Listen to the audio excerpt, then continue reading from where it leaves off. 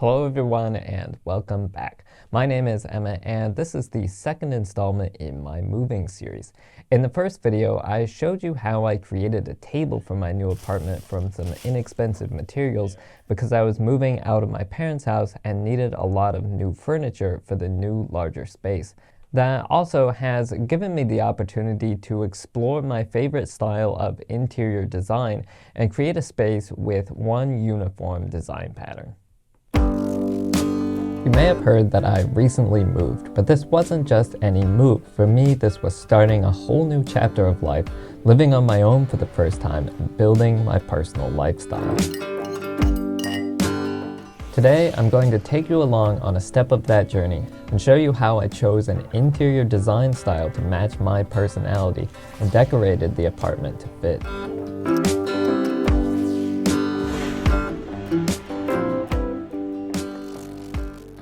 The first step in decorating a space is to find your style, but you don't need to reinvent the wheel, and in fact, it's probably better not to. I searched Pinterest and Google Images for interior design styles to find looks that resonated with me and learn the names of different styles because I'm definitely not an expert on interior design. What I settled on is a combined mid-century modern and Scandinavian style because clean lines and natural colors promote a sense of calm and happiness that help me to feel focused and relaxed. One of the key pieces that exemplifies this style is the table that I showed you how to build last week. It features simple black metal legs and a natural wood top, which perfectly complement the Scandinavian style.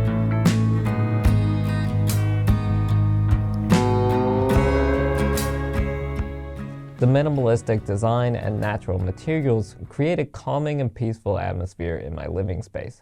While it's totally fine to start something new and phase out old pieces, if you already have a lot of furniture that you want to keep, it's important to pick a style that is compatible with it. Most of the furniture I already owned is white with natural wood, and that fits the style that I chose. The white looked better before in my dark colored room, and now that I have lighter colored walls, the black will look better, but both are able to fit with each other just fine. Once you've picked a style, it's time to choose a color scheme and make color selections for the walls, large furniture, and the accents and decor, as well as thinking about what textures you want to complement your color scheme and aesthetic. Some things I considered were how the colors, particularly for the walls, would affect the perceived size of the space, and how the presence or absence of pieces could create a sense of balance or lack of balance in a room. I also spent a lot of time thinking about the type of atmosphere created by the colors and materials. For example, natural materials and colors convey a sense of safety and tranquility, and then different pieces within that can be reminiscent of different places, as I'll share more about in a minute.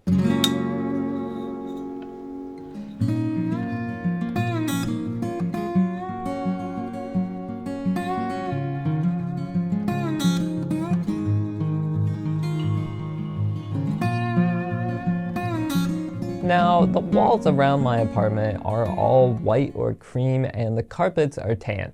Although I tend to favor darker colors, I've opted not to repaint anything because this is a rented space and I just don't want to have to worry about repainting it whenever I may move out. Plus, dark colors generally make a space feel a bit smaller, so this white makes the 1,000 square feet just feel as big as possible. That said, I have been really liking black over the past couple of years, and so I chose black as my secondary color, not just for the furniture, but for other things as well, like lamps, kitchen gadgets, and linens. One of the advantages of this is that it's very easy to get matching black items. Black does still vary in tints, and more subtly, it can vary in hue, but these are very subtle variations, and unless two items are side by side, you aren't likely to really notice it. If I were to have gone with something like blue though, there would have been a ton of different shades of blue, and so finding precisely matching items would be impossible, requiring me to find coordinating blue items. Using white and black as the primary and secondary colors It makes it easy to add a splash of virtually any color to a room as well.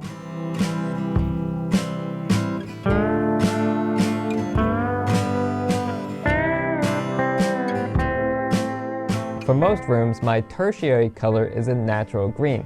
You guys know that I love plants, nature, and the outdoors, and so green complements that very well, fitting my houseplants into the color scheme and making it easy to add some of my woodland photos to the walls in the future.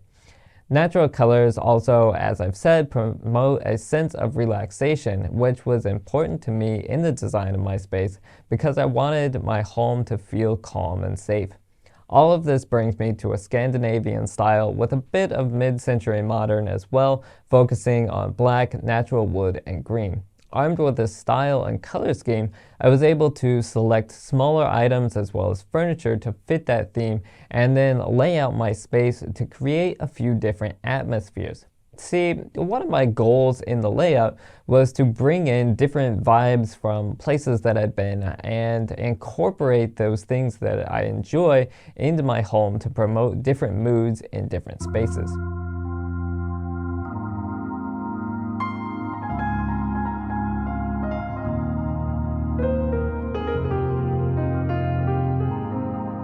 So to start things off, I put my bed along the wall and a small desk next to it, just as it was before, to convey a sense of home and help me settle in and sleep well in the new place.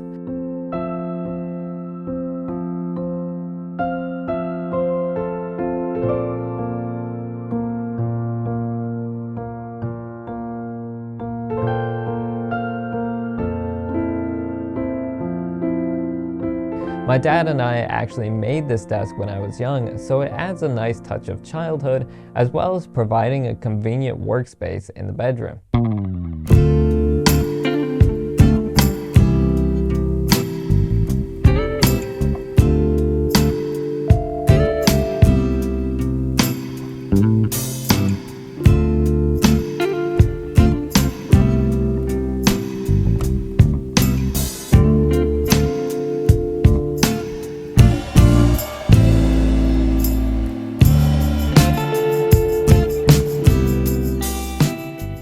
In the living room, I pulled in my love of coffee shops with the counter height sofa table behind the couch.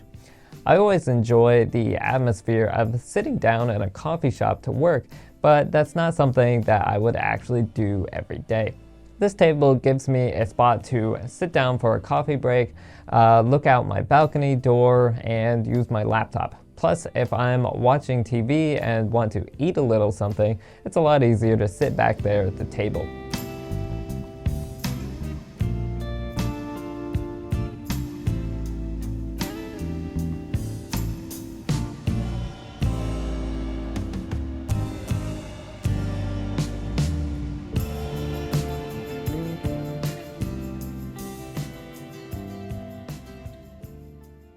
These chairs also add a nice splash of color to the room. Everything else in there is black or wood tones, and so this was just a really easy and tasteful way to throw in a bit of green.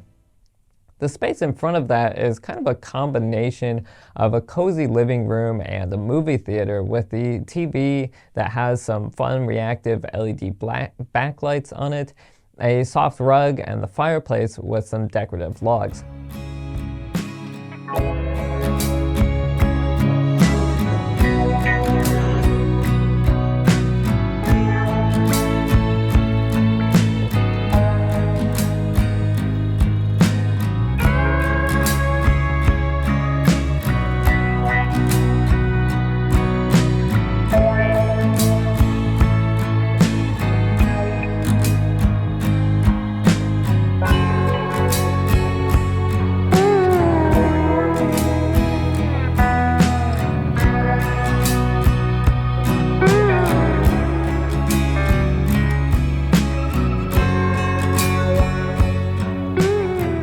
The TV stand is a mid-century modern design while keeping the black and wood tones.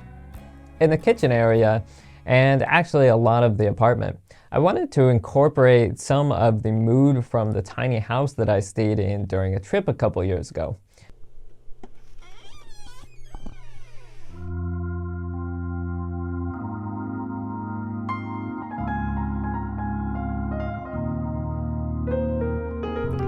just really kind of in love with how modern this place is.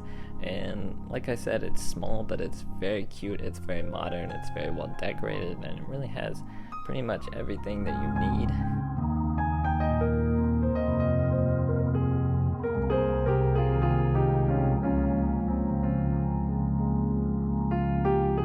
While I'm not ready to move into something that small, one thing that I really appreciated was how much style and tech was packed into a small place, and how everything was functional and easy to use while still looking clean and stylish.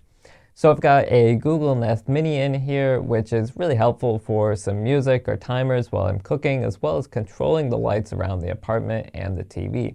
I'll probably try to get some more smart home tech in the future, and maybe I'll make videos about that because I do really enjoy the convenience of it, and almost everything seems to be connected these days. Next to that, I've got a cute little display of plants and this antique kitchen scale, which is also still pretty accurate if I want to actually weigh something in the kitchen.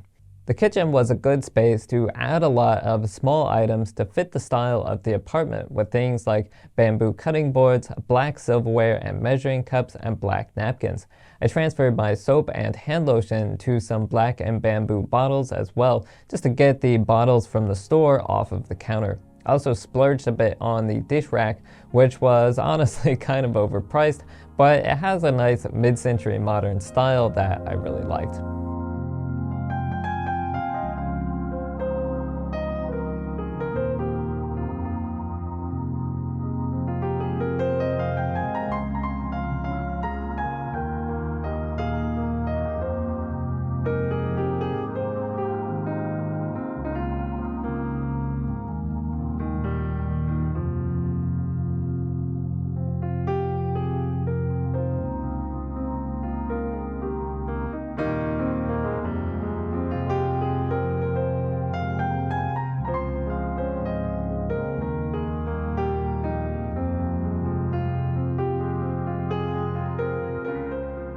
Of course, in the dining room is my dining table that was featured last week, and I put my tea and coffee cabinet in there as well, next to the kitchen, just to free up a little bit of kitchen space.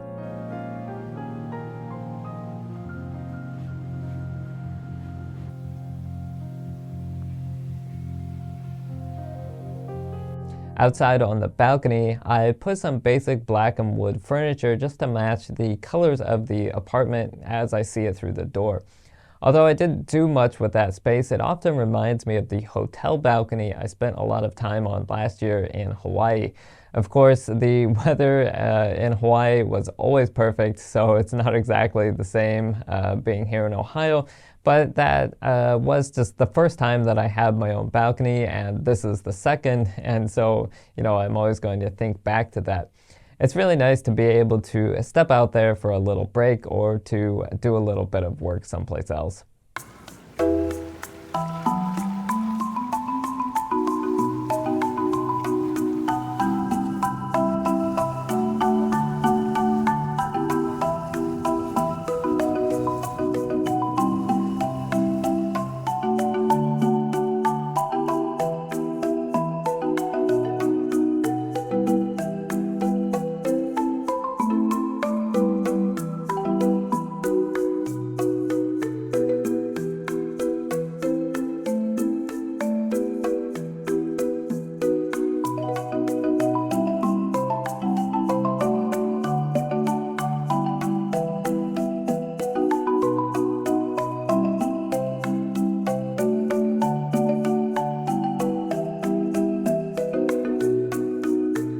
Now there's one last thing you may have noticed the absence of, which is a place for filming videos.